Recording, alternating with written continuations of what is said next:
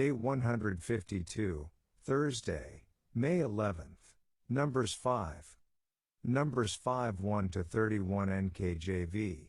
And the Lord spoke to Moses, saying, Command the children of Israel that they put out of the camp every leper, everyone who has a discharge, and whoever becomes defiled by a corpse.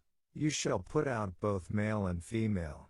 You shall put them outside the camp, that they may not defile their camps in the midst of which I dwell. And the children of Israel did so, and put them outside the camp, as the Lord spoke to Moses, so the children of Israel did.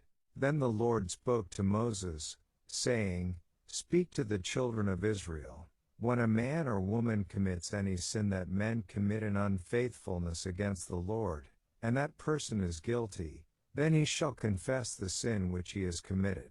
He shall make restitution for his trespass in full, plus 1/5 of it, and give it to the one he has wronged. But if the man has no relative to whom restitution may be made for the wrong, the restitution for the wrong must go to the Lord for the priest, in addition to the ram of the atonement with which atonement is made for him. Every offering of all the holy things of the children of Israel, which they bring to the priest, shall be his, and every man's holy things shall be his. Whatever any man gives the priest shall be his. And the Lord spoke to Moses, saying, Speak to the children of Israel, and say to them, If any man's wife goes astray and behaves unfaithfully toward him, and a man lies with her carnally, and it is hidden from the eyes of her husband, and it is concealed that she has defiled herself, and there was no witness against her, nor was she caught, if the spirit of jealousy comes upon him and he becomes jealous of his wife, who has defiled herself, or if the spirit of jealousy comes upon him and he becomes jealous of his wife, although she has not defiled herself, then the man shall bring his wife to the priest. He shall bring the offering required for her, 1/10 of an ephah of barley meal. He shall pour no oil on it and put no frankincense on it, because it is a grain offering of jealousy, an offering for remembering, for bringing iniquity to remembrance. And the priest shall bring her near, and set her before the Lord. The priest shall take holy water in an earthen vessel, and take some of the dust that is on the floor of the tabernacle and put it into the water. Then the priest shall stand the woman before the Lord, uncover the woman's head, and put the offering for remembering in her hands, which is the grain offering of jealousy. And the priest shall have in his hand the bitter water that brings a curse. And the priest shall put her under oath, and say to the woman, If no man has lain with you, and if you have not gone astray to uncleanness while under your husband's authority, be free from this bitter water that brings a curse. But if you have gone astray while under your husband's authority, and if you have defiled yourself and some man other than your husband has lain with you, then the priest shall put the woman under the oath of the curse, and he shall say to the woman, The Lord make you a curse and an oath among your people, when the Lord makes your thigh rot and your belly swell, and may this water that causes the curse go into your stomach, and make your belly swell and your thigh rot. Then the woman shall say, Amen, so be it. Then the priest shall write these curses in a book, and he shall scrape them off into the bitter water. And he shall make the woman drink the bitter water that brings a curse, and the water that brings the curse shall enter her to become bitter. Then the priest shall take the grain offering of jealousy from the woman's hand, shall wave the offering before the Lord, and bring it to the altar, and the priest shall take a handful of the offering, as its memorial portion, burn it on the altar, and afterward make the woman drink the water. When he has made her drink the water, then it shall be, if she has defiled herself and behaved unfaithfully toward her husband, that the water that brings a curse will enter her and become bitter, and her belly will swell, her thigh will rot, and the woman will become a curse among her people. But if the woman has not defiled herself, and is clean, then she shall be free and may conceive children.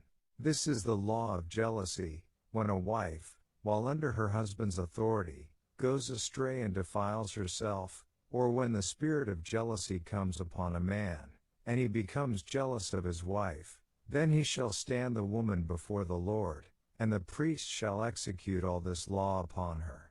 Then the man shall be free from iniquity, but that woman shall bear her guilt. Daily Deep Dive. Here is the UCG reading plan for this day, which does an excellent job of explaining a difficult set of scriptures. The offering of jealousy can seem to be one of the strangest offerings in all the Bible, offered by a jealous husband who suspects his wife of infidelity. Stranger yet, perhaps, is the awful ritual the wife is required to undergo. But there is a purpose to everything God commands. The Nelson Study Bible notes, this text can be read as an exceptionally harsh judgment on an unfaithful wife, or even a faithful one. But there is a sense in which this law ameliorated the harsh realities for a woman in this time period. A woman could be divorced in the ancient world on the mere suspicion of unfaithfulness, thus leaving her destitute. Without the limitations of laws such as this, a woman might even have been murdered by a jealous husband just on the suspicion of unfaithfulness. Here at least there was an opportunity for the woman to prove her innocence before an enraged husband. Note on Numbers 5:11-31. Still, to some this whole proceeding might conjure up images of witch trials from medieval to colonial times, in which women were dunked in water to see if they drowned. A survivor was considered a witch and burned at the stake, leaving drowning as the only proof of innocence. Yet there are major differences here.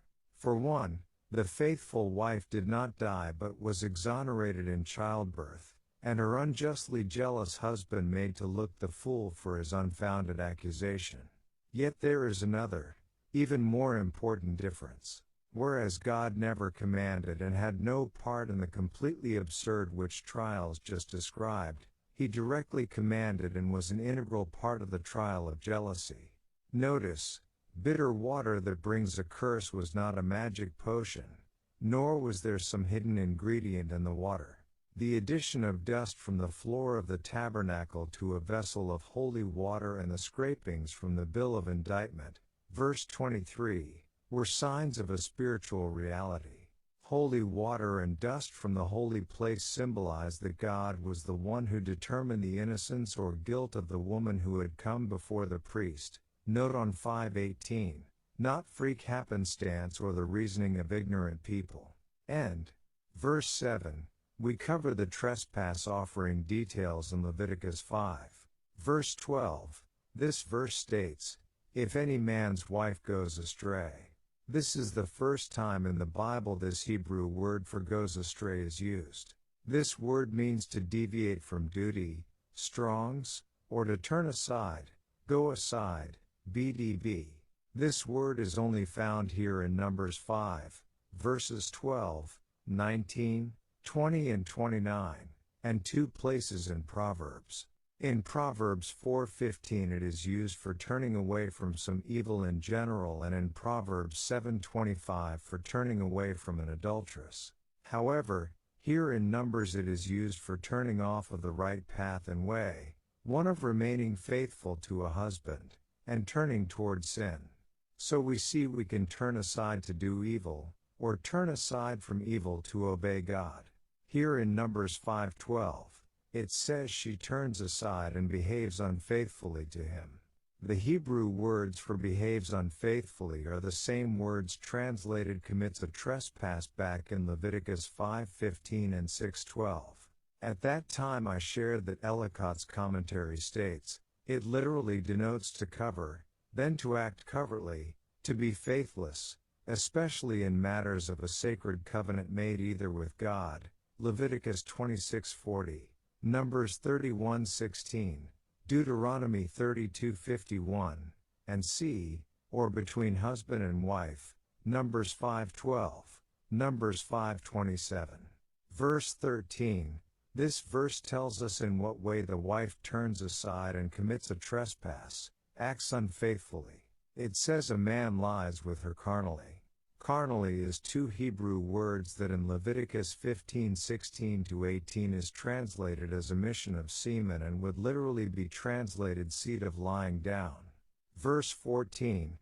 This verse now introduces that when this spirit of jealousy comes on a husband, it's possible it's true that the wife has defiled herself, or it's possible that it is not true and she has not defiled herself. Verse 15. Here there is an offering of jealousy to figure out whether the matter is true or not. It also calls it an offering of remembering. This is the same word most often translated as memorial. Compare Exodus 12:14 regarding Passover. This offering was discussed up above in the UCG reading plan, so I won't again cover the details here. Verse 18.